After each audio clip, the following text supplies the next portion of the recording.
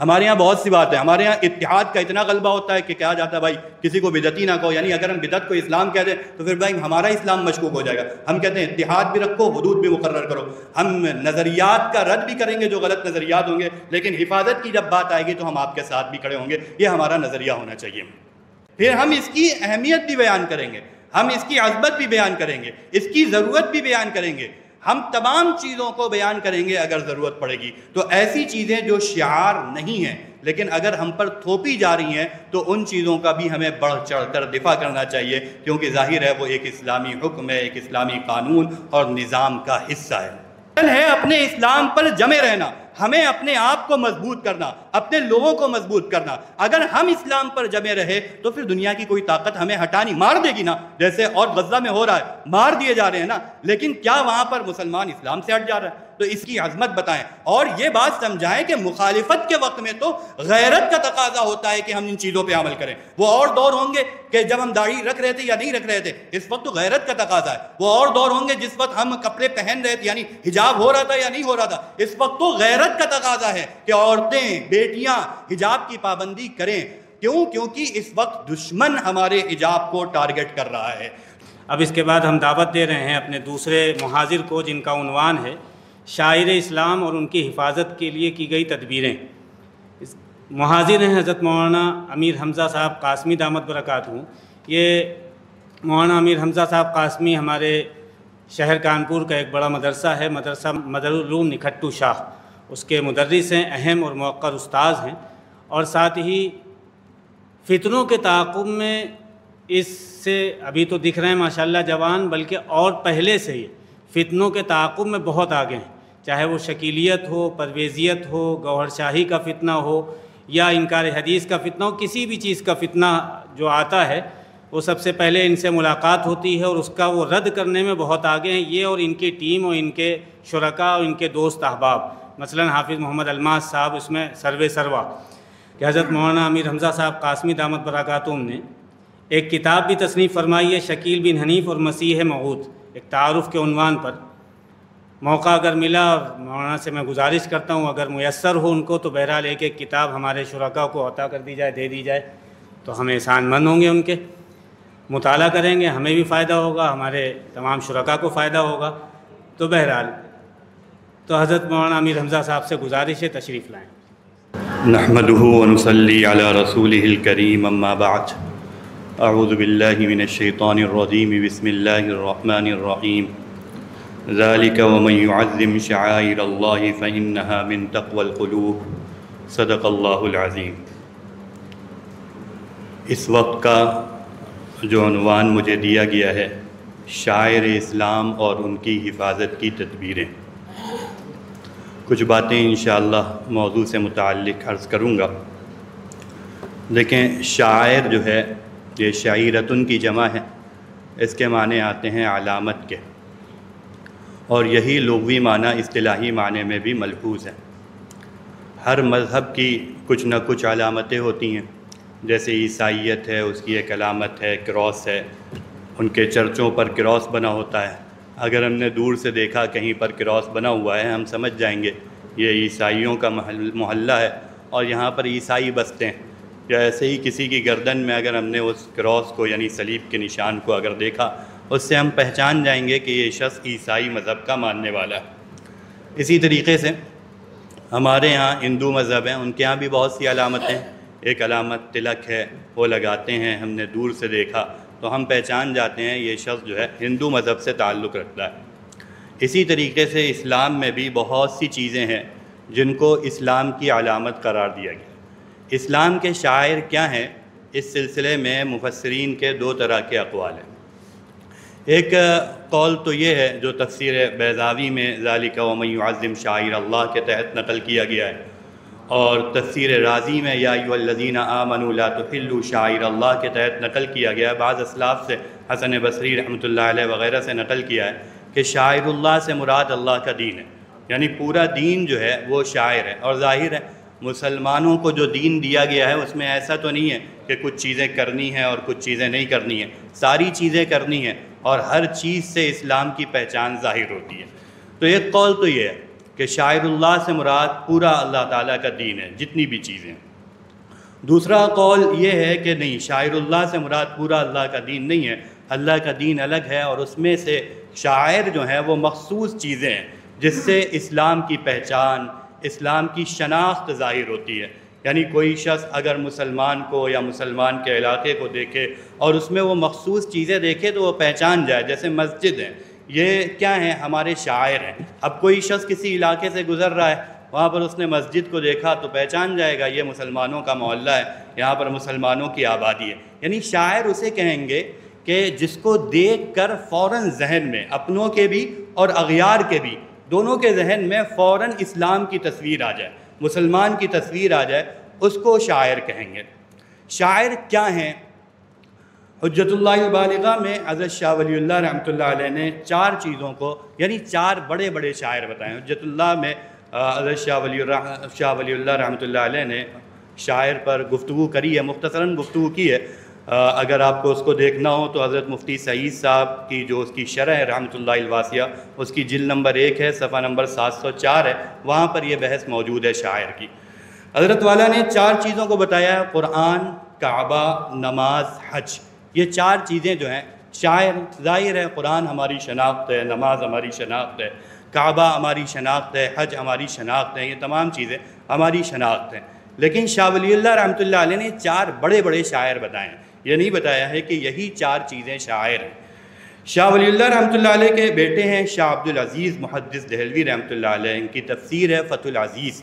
فتح العزیز کی تفسیر میں ان الصفا والمروۃ من شعائر اللہ، جو سورہ بقرہ کی آیت نمبر 158 ہے، اس کی تفسیر میں حضرت شاہ عبدالعزیز محدث دہلوی رحمۃ اللہ علیہ نے 4 چیزوں کو بتایا ہے شاعر، یعنی 4 طرح کی چیزوں کو شاعر بتایا، 4 چیزوں کی نہیں، 4 طرح کی چیزوں کو شاعر بتایا۔ یعنی کچھ چیزیں وہ ہیں جو مکان ہیں، کچھ وہ ہیں جو زمانے ہیں، کچھ وہ ہیں جو علامات ہیں، اور اسی طریقے سے اوقات عبادت، یہ تمام چیزیں شاعر میں آتی۔ مکان جیسے مسجد ہے، قبرستان ہے، اسی طریقے سے خانہ کعبہ ہے، مسجد حرام ہے، مسجد نبوی ہیں، یہ تمام چیزیں جو مکان سے تعلق رکھتی ہیں یہ چیزیں شاعر ہیں۔ اسی طریقے سے کچھ زمانوں کو شاہ عبدالعزیز نے شاعر بتایا ہے، اس میں جیسے رمضان ہے، یہ رمضان کا مہینہ، حج کا مہینہ، عید الفطر کا دن، عید الاضحیٰ کا دن، یہ تمام چیزیں، ان سے مسلمانوں کی شناخت ظاہر ہوتی ہے، مسلمانوں کی پہچان ہوتی ہے کہ رمضان میں ایک عجیب ماحول ہوتا ہے، اور عید الفطر میں، عید الاضحیٰ میں کیا ہی کہنا، سب کو پتہ چل جاتا ہے کہ آج کچھ ہو رہا ہے مسلمانوں کے یہاں۔ تو ان چیزوں سے مسلمانوں کی شناخت ظاہر ہوتی ہے۔ اسی طریقے سے علامات میں حضرت نے لکھا ہے کہ اذان ہے، اقامت ہے، نماز ہے، یہ وہ تمام علامتیں ہیں جن سے مسلمانوں کی شناخت ظاہر ہوتی ہے۔ اسی طریقے سے اوقات عبادت جو ہیں جن میں خاص طور سے اہتمام کرتا ہے ایک مسلمان نماز کا، یعنی جیسے نماز کا وقت ہو رہا ہے، دکان بند رہتی ہے، تو غیر مسلم کو بھی بتائے مسلمان کی دکان ہے، نماز کے وقت دکان بند کر کے مسجد چلے جاتے ہیں۔ ان تمام چیزوں سے ہماری شناخت ظاہر ہوتی ہے۔ تو بہرکیف ہر وہ چیز شاعر میں داخل ہے جس سے مسلمان کے مسلمان ہونے کی پہچان معلوم ہوتی ہے۔ قرآن کریم میں شاعر کا تذکرہ 4 مقامات پر آیا ہے۔ سب سے پہلے سورہ بقرہ آیت نمبر 158 میں ان الصفا والمروۃ من شعائر اللہ۔ دوسرے نمبر پر سورہ مائدہ آیت نمبر 2 ہے، یا ایھا الذین آمنوا لا تحلوا شعائر اللہ۔ تیسرے نمبر پر سورہ حج آیت نمبر 32 ہے، ذالک ومن یعظم شعائر اللہ فانھا من تقوی القلوب۔ چوتھے نمبر پر سورہ حج ہی کی آیت نمبر 36 ہے، والبدن جعلناھا لکم من شعائر اللہ۔ یہ 4 مقامات ہیں یا 4 آیات ہیں قرآن کریم میں جن میں اللہ تعالیٰ نے شاعر کا تذکرہ کیا ہے۔ جب آپ ان آیات میں غور کریں گے، ایک تو یہ ہے کہ ہر آیت کی ایک تفسیر دیکھی جائے اور اس پر گفتگو کری جائے، لیکن قدر مشترک طور پر جب آپ ان آیات میں غور کریں گے تو آپ کو 2 باتیں ان سے معلوم ہوں گی۔ ایک پہلی بات یہ ہے، قرآن کریم میں جن چیزوں کو شاعر کہا گیا ہے، ان الصفا والمروۃ من شعائر اللہ، یا ایھا الذین آمنوا لا تحلوا شعائر اللہ، یہ جتنی بھی آیات ہیں آپ ان کو دیکھیں گے، شاعر قرآن کریم میں حج اور اعمال حج اور مقامات حج کو شاعر قرار دیا گیا ہے۔ جیسے ان الصفا والمروۃ، اس میں صفا اور مروہ جو مقامات حج ہیں ان کو شاعر قرار دیا گیا ہے، باقی جگہ قربانی کے جانور کو شاعر قرار دیا گیا ہے۔ تو حج کو اور جو حج کے اعمال ہیں ان اعمال کو، قربانی وغیرہ کو قرآن کریم میں شاعر کہا گیا ہے۔ اس کی جو وجہ غور کرنے پر معلوم ہوتی ہے وہ یہی ہے کہ جس طریقے سے مسلمانوں کے اسلام کا اظہار حج میں ہوتا ہے، آپ اگر غور کریں گے تو دیگر چیزوں میں نہیں ہوتا۔ روزہ ہے، روزہ بھی آدمی رکھتا ہے لیکن ظاہر ہے اس طریقے سے روزہ مسلمان سے ظاہر نہیں ہوتا۔ نماز بھی مسجد وغیرہ میں پڑھ لیتا ہے، مسجد کے اندر جا کر پڑھ لیا، نہیں پتہ کون گیا کون آیا۔ لیکن حج میں جس طریقے سے پوری دنیا کے مسلمان جاتے ہیں، اور جب جاتے ہیں تو ایک عجیب، یعنی کوئی بھی جا رہا ہے چھپ کے، پہلے تو سال بھر 6 مہینے کے لیے حج ہوتا تھا، آدمی نکل رہا ہے، آج کے دور میں بھی 40 دن، یعنی جب وہ غائب ہوگا اپنے علاقے سے اس کو پتہ چل جائے گا لوگوں کو کہ یہ شخص گیا ہوا ہے، تو ظاہر ہے پوچھ تاچھ ہوگی کہاں گئے ہیں بھائی، حج کرنے گئے ہیں۔ تو حج میں اظہار ہے، یہاں پر بند کمرے میں نہیں، کھلے میدان میں طواف کروایا گیا ہے، کھلے میدان میں ٹھہرایا گیا ہے، کھلی جگہوں پر رکھا گیا ہے تاکہ تمام لوگ اسلام کی شان و شوکت کو دیکھیں، اسلام کی شناخت ہو رہی ہے۔ اس میں لبیک اللہم لبیک کی صدائیں بلند آوازوں سے لگوائی جا رہی ہیں، اللہ اکبر کی تکبیروں کی گونج ہو رہی ہے۔ ان تمام چیزوں سے گویا کہ اسلام کی شناخت ظاہر ہو رہی ہے، ایک مسلمان کا اسلام پتہ چل رہا ہے، مسلمان کا مسلمان ہونا پتہ چل رہا ہے۔ تو ان آیات میں اگر ہم غور کرتے ہیں تو اسی سے ہمیں یہ پتہ چلتا ہے کہ جن چیزوں سے اظہار ہو رہا ہو ان چیزوں کو آپ شاعر کہیں گے، جن چیزوں سے اظہار ہو رہا ہو۔ جیسے اب اظہار کی چیزیں کبھی کبھی تبدیل بھی ہو سکتی ہیں، جیسے حضرت امام ابو حنیفہ رحمۃ اللہ علیہ نے، جیسے بھائی مذہب کے کچھ شاعر ہیں، ایسی مسلک کے بھی کچھ شاعر ہوتے ہیں۔ امام ابو حنیفہ رحمۃ اللہ علیہ نے اہل سنت کے شاعر میں کیا بتایا ہے؟ مسح علی الخفین کو اہل سنت کے شاعر میں قرار دیا گیا، اہل سنت کی علامت بتایا ہے۔ ظاہر ہے یہ اس زمانے میں علامت تھی، بعد میں یہ علامت نہیں رہی۔ اب ایسے لوگ بھی ہیں جو مسح علی الخفین کے قائل ہیں، مسح علی الخفین کرتے ہیں، لیکن وہ اہل سنت میں نہیں ہیں۔ تو شاعر زمانے کے اعتبار سے تبدیل بھی ہو سکتے ہیں۔ بہرحال میں نے یہ کہا کہ ان آیات میں اگر آپ غور کریں گے تو آپ کو یہ پتہ چلے گا شاعر وہ چیزیں ہیں جس سے اسلام کا اظہار ہو رہا ہو، اسلام ظاہر ہو رہا ہو۔ دوسری بات، ان تمام آیات میں غور کرنے سے آپ کو یہ پتہ چلے گا کہ اللہ تعالیٰ نے ان آیات میں شاعر کی تعظیم کا حکم دیا گیا، شاعر کی تعظیم کا حکم دیا۔ یا ایھا الذین آمنوا لا تحلوا شعائر اللہ، شاعر اللہ کی، اللہ کے شاعر کی بے حرمتی مت کرو۔ ذالک ومن یعظم شعائر اللہ، اللہ تعالیٰ کے جو شاعر کی تعظیم کرے گا تو وہ دل کے تقوی کی وجہ سے کرے گا۔ فإنھا من تقوی القلوب، اس کے دل میں اللہ تعالیٰ کا خوف ہوگا، اللہ تعالیٰ کا ڈر ہوگا، اس وجہ سے وہ اللہ تعالیٰ کے شاعر کی تعظیم کرے گا۔ تو پتہ چلا جو چیزیں شاعر ہیں ان میں دو الگ چیزیں ہیں، یعنی ایک ہے شاعر پر عمل کرانا، عمل کرنا بھی مقصود ہے، اور عمل کے ساتھ ساتھ شاعر کی تعظیم یہ بہت زیادہ گویا کہ مقصود ہے کہ شاعر کی تعظیم کی جائے۔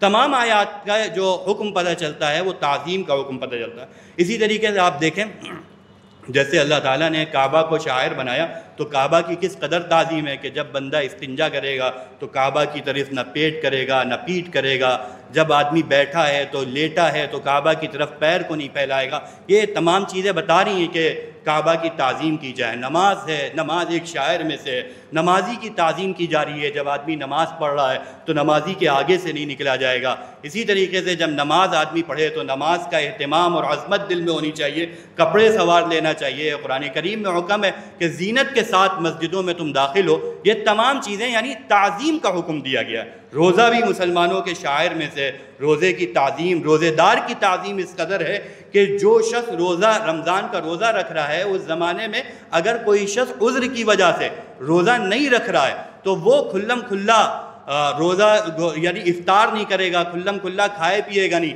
اگر کھلم کھلا کھائے پیے گا یعنی روزے داروں کی اور روزے کی تعظیم نہیں کرے گا تو اس کا حکم یہاں تک کہ ہے کہ اس کو قتل کر دیا جائے۔ اس طرح کے احکام ہیں، یعنی شاعر اللہ کی تعظیم کا خاص حکم ہمیں دیا گیا کہ ہم شاعر کی تعظیم کریں۔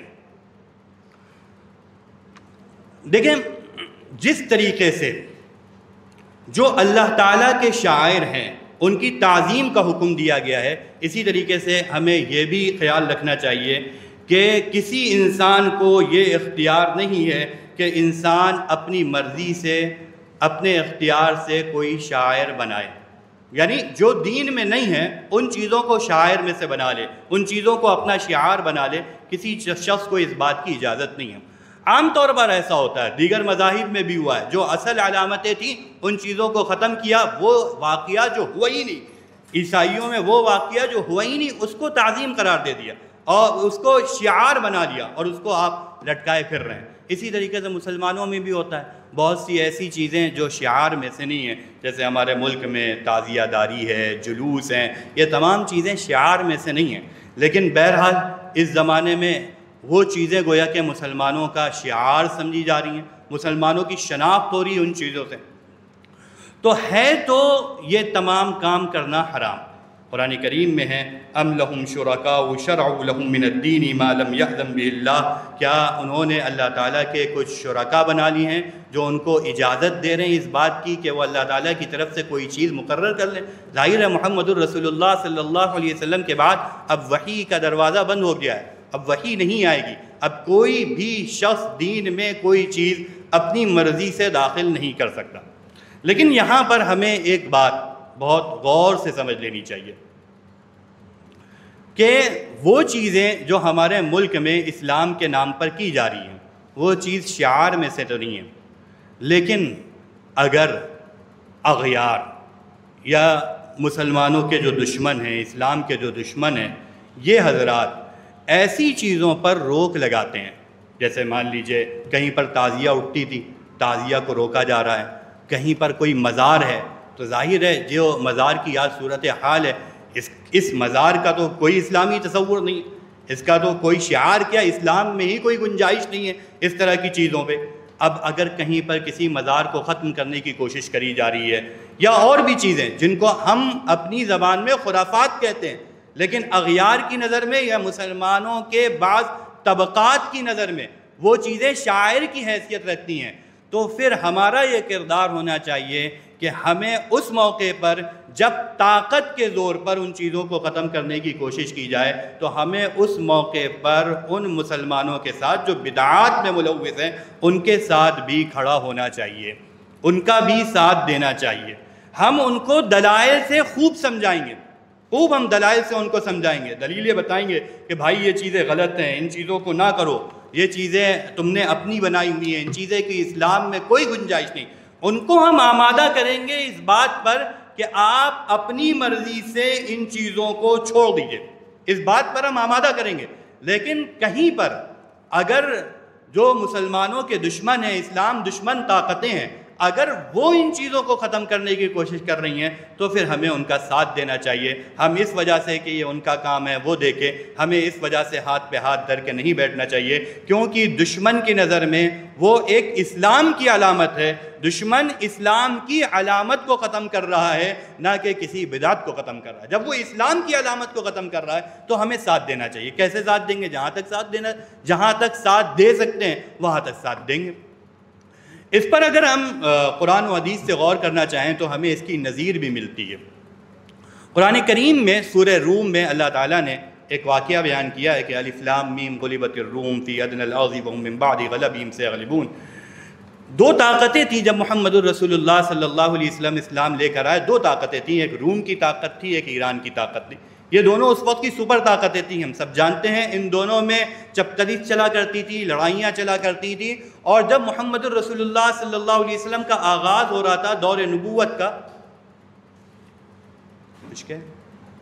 جب محمد الرسول اللہ صلی اللہ علیہ وسلم کے دور نبوت کا آغاز ہو رہا تھا، اس وقت جو ایران کی طاقت تھی یہ غلبے میں آ رہی تھی، یہ غالب ہو رہی تھی، روم مغلوب ہو رہے تھے۔ قرآن کہتا ہے غلبت الروم، روم مغلوب ہو گئے۔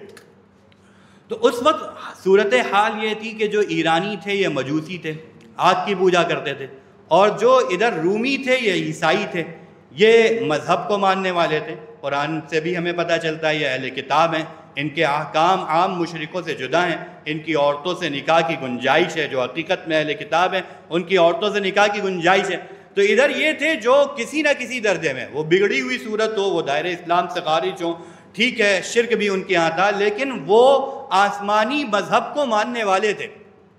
تو ادھر جو محمد الرسول اللہ صلی اللہ علیہ وسلم کے دشمن تھے یعنی کفار مکہ، یہ کفار مکہ فارس کی جیت پر خوش ہو رہے تھے کہ دیکھو ادھر جو ہم بت پرست ہیں، وہ آگ، یعنی وہ بھی مخلوق کی پوجا کرتے ہیں، ہم بھی مخلوق کی پوجا کرتے ہیں، ادھر مخلوق کی پوجا کرنے والے غالب آ رہے ہیں، ادھر ہم بھی غالب آئیں گے، ادھر ہم بھی ان کا خاتمہ کر دیں گے۔ تو مسلمانوں کے جو دل تھے ان کو اس وقت ٹھیس پہنچ رہی تھی، تکلیف ہو رہی تھی، یہ کیا ہو رہا ہے۔ تو اس وقت اللہ تعالیٰ نے یہ آیات اتاری، الف لام میم غلبت الروم۔ اس میں اللہ تعالیٰ نے صرف روم کے، پہلے مغلوب ہو گیا، پھر اللہ تعالیٰ نے کہا سیغلبون، وہ غالب آئیں گے۔ روم کے غالب آنے کی صرف اللہ تعالیٰ نے خوشخبری نہیں سنائی ہے، بلکہ آگے کہا یومئذ یفرح المؤمنون، اس دن ایمان والے خوش ہوں گے، ایمان والے خوش ہوں گے۔ یعنی روم کے غلبے سے ایمان، بھائی وہ بھی تو کافر ہیں، لقد کفر الذین قالوا ان اللہ هو المسیح ابن مریم، بعینہ اللہ قرار دے رہے ہیں عیسیٰ علیہ السلام کو۔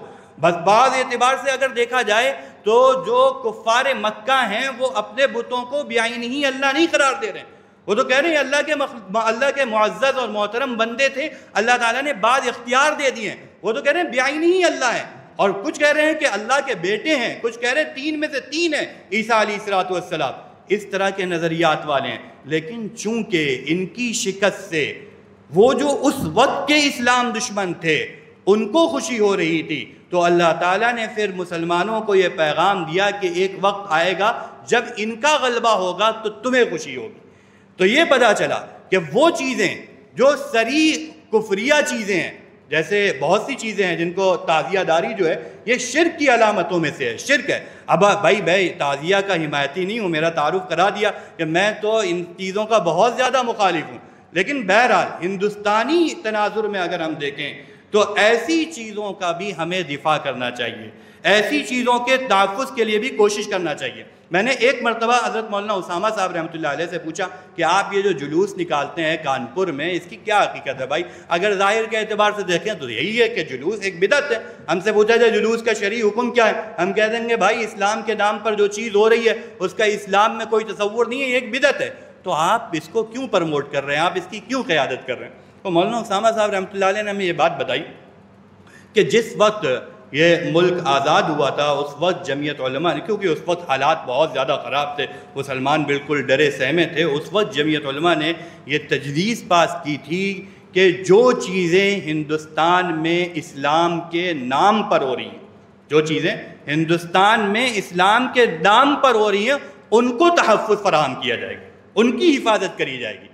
تو یہ جو جلوس ہے یہ ایک بہت پہلے سے 1907 8 یا 11 سے، یعنی آزادی سے قریب 50 سال پہلے سے یہ جلوس نکلتا چلا آ رہا تھا، اور آزادی کے ٹائم پہ یہ بند ہو گیا۔ تو اب چونکہ یہ ایک مسلمانوں کی شناخت تھی، اب اگر یہ نہ نکالا جاتا تو ان کو ہر چیز میں یہ کہنے کا موقع ملتا، جیسے یہاں پر جب مسجدوں کو بابری مسجد والے کیس میں آپ نے دیکھا، جب مسجد کو شفٹ کرنے کی بات چل رہی تھی تو نظیر کہاں کی لا رہے تھے؟ نظیر لاتے عرب کی، نظیر لا رہے تھے امام احمد ابن حنبل رحمۃ اللہ علیہ کی، کہ وہاں بھی تو ایسا کیا جاتا ہے کہ مسجدوں کو شفٹ کر دیا جاتا ہے۔ تو ہم ان سے یہی کہتے تھے بھائی اگر آپ وہاں کی یا وہاں کی دیکھیں گے تو ہو چکا کام، ہمیں تو یہاں کی کام دیکھنا چاہیے۔ تو ان کو ان چیزوں سے موقع مل سکتا ہے، اگر بعض جگہوں پر وہ چیزیں ختم کی گئیں اور مسلمانوں نے بڑی خوشی سے یا ہم نے ساتھ دیا تو وہ ایک نظیر کو دوسری جگہ نظیر بنائیں گے، لیکن اس کا مطلب یہ نہیں ہے کہ ہم ان کو کریں۔ بہرحال ہمیں ان سے بچنا بھی چاہیے اور بچانے کی کوشش بھی کرنا چاہیے، لیکن ہاں ہندوستانی تناظر میں اگر حکومت ایسی چیزوں کے خاتمے کی کوشش کر رہی ہے تو ہمیں اس کی حفاظت کرنی چاہیے اور اپنے بدعتی بھائیوں کے ساتھ کھڑا ہونا چاہیے، اسلامی بھائیوں کے ساتھ کھڑا ہونا چاہیے۔ بہرحال دونوں چیزیں تاکہ واضح ہو جائیں، اس لیے میں نے کہا ہمارے یہاں بہت سی باتیں، ہمارے یہاں اتحاد کا اتنا غلبہ ہوتا ہے کہ کہا جاتا ہے بھائی کسی کو بدعتی نہ کہو، یعنی اگر ہم بدعت کو اسلام کہہ دیں تو پھر بھائی ہمارا اسلام مشکوک ہو جائے گا۔ ہم کہتے ہیں اتحاد بھی رکھو، حدود بھی مقرر کرو، ہم نظریات کا رد بھی کریں گے جو غلط نظریات ہوں گے، لیکن حفاظت کی جب بات آئے گی تو ہم آپ کے ساتھ بھی کھڑے ہوں گے، یہ ہمارا نظریہ ہونا چاہیے۔ تو بہرحال میں یہ کہہ رہا تھا کہ جو چیزیں شناخت کے طور پر ہیں ہمیں ان کے بھی دفاع کی کوشش کرنی چاہیے۔ اسی طریقے سے کچھ چیزیں ایسی ہوتی ہیں جو ہمارے شعار میں سے نہیں ہیں، ہمارے شعار میں سے نہیں ہیں، البتہ اسلام میں اس کا ایک حکم موجود ہے۔ بعض اعتبار سے جو ہمارے ملک کی میڈیا ہے خاص طور سے، وہ ان چیزوں کو مسلمانوں کے شعار کے طور پر پیش کرتی ہے، جیسے طلاق ہو گیا، حلالہ ہو گیا، یعنی ایک عام ماحول ایسا بنا گیا، یہ مسلمان ہیں یہ تو حلالے والے ہیں، یہ مسلمان ہیں یہ تو طلاق والے۔ تو بہرحال ظاہر ہے آپ جانتے ہیں کہ طلاق ایک مجبوری کی صورت ہے، اور حلالہ تو مجبوری کی بھی صورت نہیں، ایک اتفاقی صورت ہے۔ اتفاق سے اگر کوئی ایسا حادثہ پیش آ گیا، کہیں نکاح ہوا اور اس کے بعد وہ دوبارہ نکاح کرنے چاہیے تو اس کے لیے گنجائش ہے، تو یہ ایک اتفاقی صورت ہے۔ اس اتفاقی صورت کو ہمارے یہاں میڈیا ہمارے لیے گویا کہ شعار کے طور پر تھوپنا چاہتا ہے، ہمارا شعار بنانا چاہ رہا ہے ہمارا میڈیا۔ تو اب جب ان چیزوں کو شعار بنانے کی کوشش کی جا رہی ہو تو ہمیں بھی ان چیزوں پر تیاری شعار کے اعتبار سے ہی کرنی چاہیے۔ پھر ہم اس کی اہمیت بھی بیان کریں گے، ہم اس کی عظمت بھی بیان کریں گے، اس کی ضرورت بھی بیان کریں گے، ہم تمام چیزوں کو بیان کریں گے اگر ضرورت پڑے گی۔ تو ایسی چیزیں جو شعار نہیں ہیں لیکن اگر ہم پر تھوپی جا رہی ہیں تو ان چیزوں کا بھی ہمیں بڑھ چڑھ کر دفاع کرنا چاہیے، کیونکہ ظاہر ہے وہ ایک اسلامی حکم ہے، ایک اسلامی قانون اور نظام کا حصہ ہے۔ شعار کی حفاظت کے تعلق سے ہم کیا کر سکتے ہیں؟ ہم بہت سے کام کر سکتے ہیں شعار کی حفاظت کے تعلق سے۔ دیکھیے، جو ہمارے شاعر ہیں اگر ہم ان پر غور کریں کن شاعر کو نشانہ بنایا جا رہا ہے تو آپ دیکھیں گے اذان ہے، طلاق ہے، حجاب ہے، داڑھی ہے، یہ وہ چیزیں ہیں جن کو نشانہ بنایا جاتا ہے، جن کے بارے میں طرح طرح کی باتیں کری جاتی ہیں، پروپیگنڈا کیا جاتا ہے، اور عام طور پر ان چیزوں میں انسانی حقوق تلفی دکھائی جاتی ہے کہ انسانیت کا حق مر رہا ہے۔ آپ اذان دے رہے ہیں، آواز گونج رہی ہے، لوگ پریشان ہو رہے ہیں، انسان پریشان ہو رہا ہے۔ آپ حجاب کروا رہے ہیں، اس میں انسانی آزادی سلب ہو رہی ہے۔ آپ داڑھی رکھ رہے ہیں، اس سے ایک انسان کا چہرہ بدنما معلوم ہو رہا ہے، آپ انسان کو خوبصورت بننے کی اجازت نہیں دے رہے۔ آپ طلاق دے رہے ہیں، آپ انسانی حقوق کو پامال کر رہے ہیں۔ تمام چیزوں میں اس طرح کی جتنی بھی چیزیں ہیں آپ اگر غور کریں گے تو یہی پہلو نظر آئے گا کہ جو تقابل پہ چیزیں لائی جاتی ہیں وہ انسانیت کو مذہب کے تقابل میں اور انسانیت کو شعار کے تقابل میں پیش کیا جاتا ہے۔ اور پھر کبھی تو اعتراض کیا جاتا ہے اور کبھی باقاعدہ گستاخی کی جاتی ہے، جیسے قرآن کریم کی گستاخی ہو رہی ہے، توہین ہو رہی ہے۔ تو ایسے وقت میں ہم کیا کریں؟ تو دیکھیے بھائی، حفاظت کی تدبیر، جو شاعر اسلام تو میں نے بیان کر دیا، حفاظت کی تدبیر۔ تو ایسے وقت میں ہم کیا کر سکتے ہیں؟ ایسے وقت میں جو ہماری ملی تنظیمیں ہیں، جمعیت علماء ہند ہے، مسلم پرسنل لاء بورڈ ہے، یا ہم خود صاحب حیثیت ہیں اور ایک وکیل مقرر کر سکتے ہیں، تو ہم خود ذاتی طور پر کورٹ میں جائیں، مقدمہ لڑیں اور اس کے خلاف قانونی چارہ جوئی کریں، جو کچھ کر سکتے ہیں کریں۔ یہاں پر ایک بات بہت اچھی طریقے سے ہمیں سمجھنا چاہیے۔ حضرت مولانا محمود مدنی صاحب ایک جملہ کہتے ہیں کہ جب دشمن جو ہے وہ تمہیں ٹارگٹ کرتا ہے نا، تو ایسا نہیں کہ وہ ایسے ہی اچانک اور اس کو جوش آ گیا اور اس نے تمہیں تنقید کا نشانہ بنا لیا، تمہاری گستاخی کر دی۔ نہیں، دشمن سمجھ بوجھ کر تم پر اعتراض کرتا ہے، تمہارے مقدسات کی گستاخی سمجھ بوجھ کر کرتا ہے، اور اس کو پتہ ہوتا ہے کہ اس حرکت پر تم ریئیکشن کیا دو گے، تمہاری حرکت کیا ہوگی، دشمن کو پتہ ہوتا ہے۔ اور اس کے بعد اس کی بھی تیاری ہوتی ہے کہ جب تم اس طرح کی حرکت کرو گے پھر ہم یہ کریں گے۔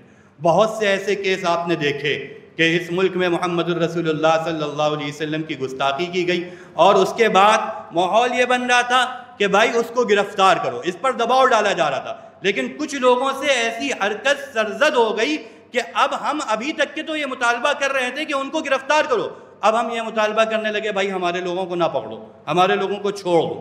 ہم یہ مطالبے پہ آ گئے، یعنی ابھی ہم اقدام کر رہے تھے، اب ہم دفاع پہ آ گئے۔ یہ کیسے آئے؟ یہ دشمن کی سوچی سمجھی سازش کی وجہ سے آئے۔ تو ہمیں ایسے موقعوں پر جب ہمارے مقدسات کو نشانہ بنایا جائے، ہمیں جوش میں آ کے، جذبات میں آ کے اس طرح کی حرکت نہیں کرنی چاہیے جس سے دشمن کو فائدہ پہنچے۔ دیکھیے، دشمن کی مخالفت اصل نہیں ہے، دشمن کی منشا کی مخالفت اصل ہے۔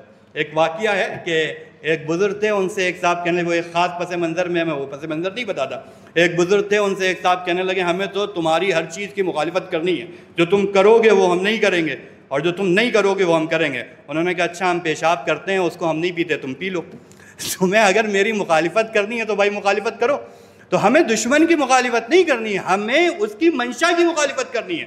اگر وہ ہمیں مخالفت پہ اس بات پہ ابھارنا چاہ رہا ہے کہ تم پیشاب پی لو، تو ہم پیشاب تھوڑی نہ پئیں گے۔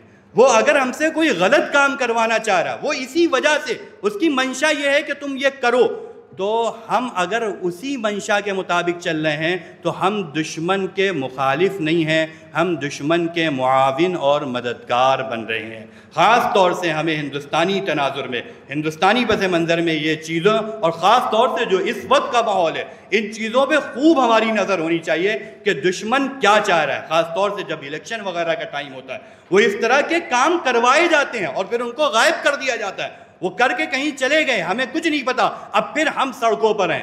ہم جب سڑکوں پہ، ایسا نہیں ہے اس کے سڑکوں پہ آنا غلط ہے، بغیر سوچے سمجھے، بغیر تیاری کے سڑکوں پہ آنا غلط ہے۔ ہم سڑکوں پہ آئے، ہمارے کسی شخص نے کوئی ایسی حرکت کر دی جس سے ان کو فائدہ ہو رہا تھا، انہوں نے یہ حرکت کروائی تھی الیکشن جیتنے کے لیے، اور وہ الیکشن جیت گئے، تو ہماری مخالفت سے فائدہ کس کا ہوا؟ ہماری مخالفت سے فائدہ تو انہی کا ہو گیا نا۔ تو ہمیں یہ سمجھنا چاہیے، ہمیں دشمن کی منشا کے خلاف اپنی پالیسیاں، اپنی تدابیر اختیار کرنی چاہیے، نہ کہ صرف مخالفت برائے مخالفت ہونی چاہیے کہ تم نے یہ کام کیا ہے اب ہم مخالفت کریں گے۔ نہیں، ہماری پوزیشن دوسری ہے، ان کی پوزیشن دوسری ہے، اس لیے ہمیں سمجھ بوجھ کے ساتھ کام کرنا چاہیے۔ پہلا تو یہ کام ہے، ایک کام میں نے یہ بتایا کہ اس میں تو مسلم تنظیمیں وغیرہ ہیں، یہ تمام اگر کہیں پر ہمارے قبرستان کو ٹارگٹ کیا جا رہا ہے، نشانہ بنایا جا رہا ہے، مزار کو نشانہ بنایا جا رہا ہے، اس کو ہٹانے کی بات چل رہی ہے، تو ہماری جو مسلم تنظیمیں ہیں، ہماری جو مسلم قیادت ہے، ہم ان کو آگاہ کریں، وہ اس پر انشاءاللہ ضروری کارروائی ضرور کریں گے، اور کرتے ہیں، کامیاب نہیں ہو پاتے ہیں کیونکہ حالات ہیں۔ تو یہ کام ہمیں کرنا چاہیے۔ دوسری حفاظت میں ایک بات کو بہت اہتمام سے ہمیں سمجھنا چاہیے۔ دیکھیں، حفاظت کا مفہوم یہ ہے کہ ایک تو یہ ہے کہ اپنے آپ کو مضبوط کریں اور پھر بیرونی طور پر ہم مضبوط ہوں، یہ حفاظت کا مفہوم ہوتا ہے۔ ایسا ہے کہ دشمن بھی شاعر پر اعتراض کر رہا ہے اور ہم خود بھی اپنے شاعر سے ناواقف ہیں، ہم جانے انجانے میں خود بھی شاعر کی بے حرمتی کر رہے ہیں، ہمیں خود بھی نہیں پتا۔ ہمیں بعض لوگوں نے یہ واقعہ بتایا، جس وقت یہاں پر انگریز کی حکومت تھی، کچھ ایسا ماحول آیا کہ کسی علاقے میں کہ جس کے داڑھی ہوتی تھی اس کو مار دیا جاتا تھا، اس کو مارا جا رہا تھا جس کے داڑھی ہوتی تھی، تو بعض مسلمانوں نے اس وقت داڑھی کو رکھا۔ کیوں رکھا؟ تاکہ اگر ہم مریں، ہمیں موت آئے، تو کوئی ہمیں غیر مسلم سمجھ کے نہ مارے، ہمیں مسلمان سمجھ کر مارے۔ تو ہم خود اپنے اندر شاعر کی حفاظت کریں، اپنے لوگوں کے اندر شاعر کی عظمت بتائیں، شاعر کا اہتمام اور ادب ہم لوگوں میں بیان کریں۔ حضرت تھانوی رحمۃ اللہ علیہ اس کو ایک مثال سے سمجھاتے ہیں، کہتے ہیں دیکھو ایک درخت ہے، اس درخت کو کسان جو ہے پانی بھی نہیں دے رہا ہے، بالکل سوکھ گیا ہے، کھوکھلا ہو گیا ہے، بالکل خالی ڈھکن درخت کھڑا ہے، اس پر بیل نے آ کے ٹکر ماری، تو بیل کی ٹکر سے وہ درخت گر گیا۔ ہمیں تو یہ دکھ رہا ہے کہ بیل کی ٹکر سے درخت گرا، لیکن حقیقت یہ ہے کہ وہ درخت اتنا کھوکھلا ہو گیا تھا، اس کھوکھلے پن کی وجہ سے درخت گرا ہے۔ اگر وہ درخت مضبوط ہوتا اور بیل ٹکر مارتا تو بیل کی سین ٹوٹتی، درخت نہیں گرتا۔ تو اگر اسی طریقے سے وہ ہمیں اسلام سے ہٹانا چاہ رہے ہیں، وہ ہماری چیزوں کو اس طرح سے، یعنی داڑھی وغیرہ کو ایک معیوب بنانے کی کوشش کر رہے ہیں، حجاب وغیرہ کو معیوب بنانے کی کوشش کر رہے ہیں، تو ہم اس نے مسلم بھائیوں اور مسلم بہنوں کے اندر داڑھی کی عظمت بتائیں، ان کو سمجھائیں۔ دیکھیں محمد رسول اللہ صلی اللہ علیہ وسلم کا جو مکی دور ہے، وہاں پر کتنے چند مسلمان ہیں اور پوری دنیا مخالف ہے، سب کچھ چاہ رہے ہیں اسلام سے ہٹانے کے لیے، سب کچھ چاہ رہے ہیں۔ ایموشنل اتیاچار، ماں کہہ رہی ہے اگر تم اسلام سے نہیں ہٹو گے ہم کھانا نہیں کھائیں گے، یہ تمام حرکتیں ہو رہی ہیں، لیکن اس کے باوجود مسلمان اپنے اسلام سے نہیں ہٹ رہے ہیں۔ اصل ہے اپنے اسلام پر جمے رہنا، ہمیں اپنے آپ کو مضبوط کرنا، اپنے لوگوں کو مضبوط کرنا۔ اگر ہم اسلام پر جمے رہے تو پھر دنیا کی کوئی طاقت ہمیں ہٹانی مار دے گی نا، جیسے اور غزہ میں ہو رہا ہے، مار دیے جا رہے ہیں نا، لیکن کیا وہاں پر مسلمان اسلام سے ہٹ جا رہا ہے؟ تو جب ہم وہاں پر لڑنے کے اگر پوزیشن میں نہیں ہیں تو ہم اپنے لوگوں کو ان چیزوں کو ابھاریں، ان کی عظمت بتائیں، اور یہ بات سمجھائیں کہ مخالفت کے وقت میں تو غیرت کا تقاضا ہوتا ہے کہ ہم ان چیزوں پہ عمل کریں۔ وہ اور دور ہوں گے کہ جب ہم داڑھی رکھ رہے تھے یا نہیں رکھ رہے تھے، اس وقت تو غیرت کا تقاضا ہے۔ وہ اور دور ہوں گے جس وقت ہم کپڑے پہن رہے تھے، یعنی حجاب ہو رہا تھا یا نہیں ہو رہا تھا، اس وقت تو غیرت کا تقاضا ہے کہ عورتیں، بیٹیاں حجاب کی پابندی کریں۔ کیوں؟ کیونکہ اس وقت دشمن ہمارے حجاب کو ٹارگٹ کر رہا ہے۔ تو ہم اپنے لوگوں کو مضبوط کریں، اس کے لیے ہم کیا کر سکتے ہیں؟ بھائی دیکھیے ہمارے ہاں مدارس ہیں، مکاتب ہیں، ہم مکاتب میں پروگرام رکھے ہیں ہفتہ واری، جس میں ہم شاعر کی عظمت اور جن شاعر کو ٹارگٹ کیا جا رہا ہے ایک یعنی حجاب کو لے لے، اس کو دلائل کے ساتھ سمجھائیں۔ ایسا نہیں کہ یہ اللہ کا حکم ہے، دیکھیے ہر کام ہم اسی وجہ سے کرتے ہیں کہ اللہ کا حکم ہے، عقلی حکمت سمجھ میں آئے یا نہ آئے ہم کریں گے، لیکن اس کا مطلب یہ نہیں ہے کہ اللہ کے احکام حکمت سے خالی ہیں، اللہ کے ہر حکم میں حکمت بھی ہے۔ ہم حجاب کے حکم الہی ہونا بھی بتائیں گے، اس کی حکمت بھی سمجھائیں گے، اس کے دلائل سے ہم ان چیزوں کو سمجھانے کی کوشش کریں، پروگرام کریں۔ اسی طریقے سے بچوں میں آج کل دیکھیے طرح جیسے کوئز ہے، کوئز کی چیزوں پہ بہت سی چیزوں کی تیاری بچے آپ کر لیتے ہیں۔ اگر آپ کہیں پر کوئز رکھیں اور ان میں بچوں کو دلائل یاد کرا دیں، یہ سوال ہے، یہ جواب ہے، تو اس سے بڑا نفع ہوگا، آپ کو دیکھنے کو ملے گا۔ اسی طریقے سے جو ہماری گرمیوں کی چھٹیاں ہوتی ہیں، اس میں بچے دیگر آپ دیکھیے اسکول میں بھی سمر کیمپ کے نام پر مختلف چیزیں کرائی جاتی ہیں۔ یہ ہمارے پاس مواقع ہوتے ہیں کہ ہم بچوں کو 3 دن کے لیے،